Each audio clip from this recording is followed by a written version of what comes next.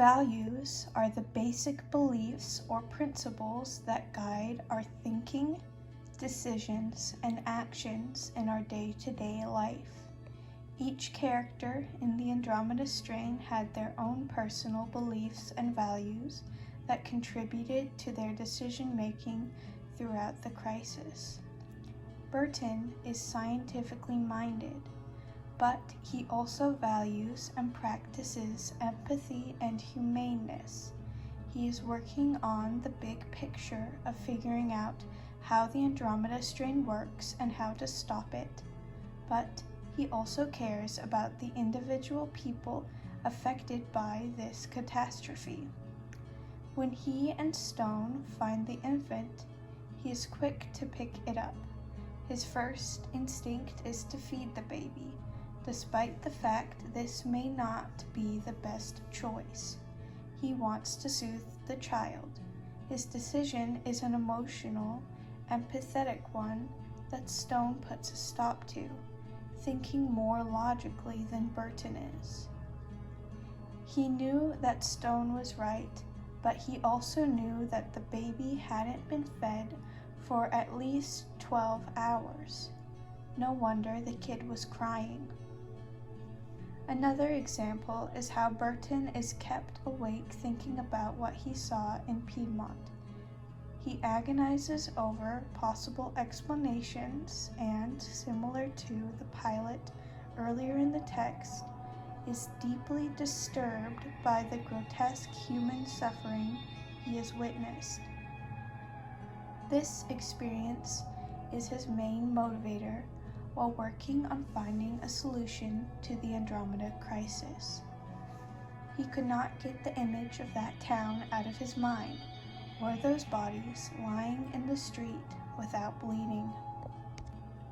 Goal theory consists of long-term goals and short-term goals. Long-term goals are aspirations for the future that often take years to complete.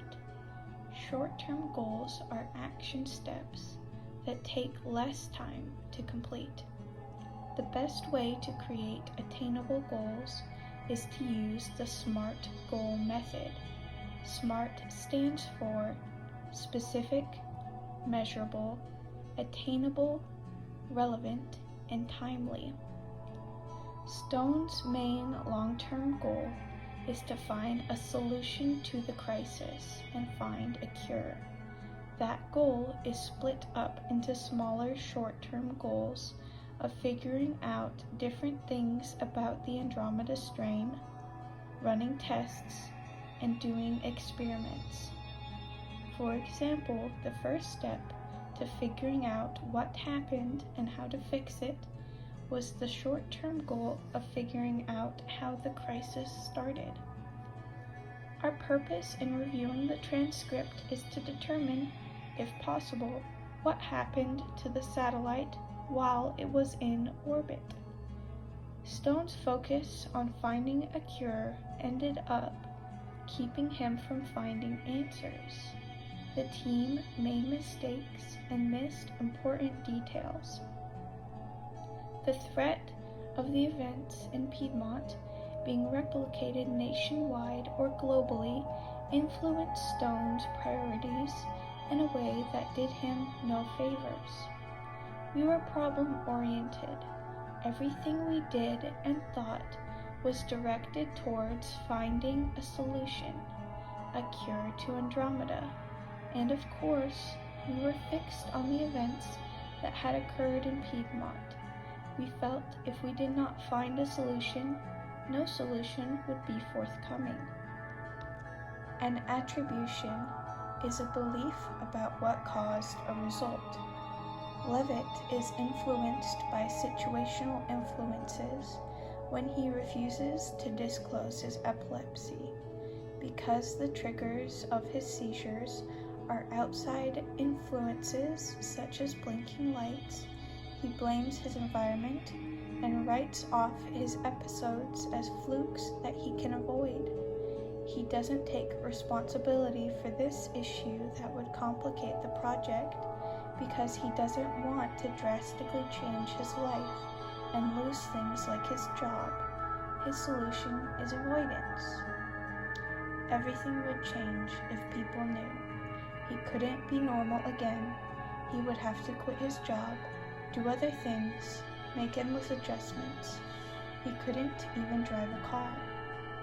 Levitt is influenced by dispositional influences when he recognizes he and other scientists may have internal biases when discovering new organisms. Levitt had pointed out that all men, no matter how scientifically objective, had several built-in biases when discussing life. He falls victim to fundamental attribution error in his judgment of Hall. He's irritated by him just because of who he is, without keeping his mind open to why Hall irritates him and why he acts in certain ways. Peter Levitt was irritated with Hall. In general, Levitt had little patience with practicing physicians. Self-efficacy is the level of confidence we have in our abilities. Throughout the novel, Stone displays his high self-efficacy. He is extremely intelligent and accomplished, and he knows it. Stone never acts in a manner suggesting he isn't sure of his scientific capabilities. He has accomplished a lot in his field, even receiving the Nobel Prize at a young age. He is confident in his scientific skills. He knows he is qualified to be a part of Wildfire. Stone's prominence was attributed to many factors: the prestige of the Nobel Prize, his political contacts, his most recent wife, the daughter of Senator Thomas Wayne of Indiana, his legal training. Because of his confidence in himself, he expects to solve the crisis. He is not aware the atomic bomb was not dropped on Piedmont early in the text, so he figures as long as he and the team keep at it, they're sure to find a solution. We don't need to work around the clock, and we shouldn't do so. Critical thinking is considering different perspectives, weighing options, reviewing data, developing opinions, making decisions, and then evaluating those decisions. Problem-solving strategies are plans of action that are used to find a solution. Hall displays both critical thinking and problem-solving skills. He solves the question of how the survivors of Piedmont survived the Andromeda strain using reasoning and analytical thinking. He comes to the realization that Andromeda can only grow with the right balance between being acidic and basic through comparing the concept to cars on the highway. In later weeks, Hall referred to it as his highway diagnosis. The principle of it was so simple, so clear and obvious, he was surprised none of them had thought of it before. While coming to his conclusion, Hall considers many different possibilities and follows various lines of thinking before arriving at the correct answer. Take it from the beginning, he told himself. Be logical. He reviews what the team has already discovered and figures out the solution to one part of the crisis.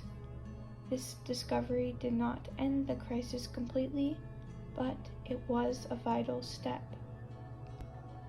COVID impacted my academic goals as well as my personal goals.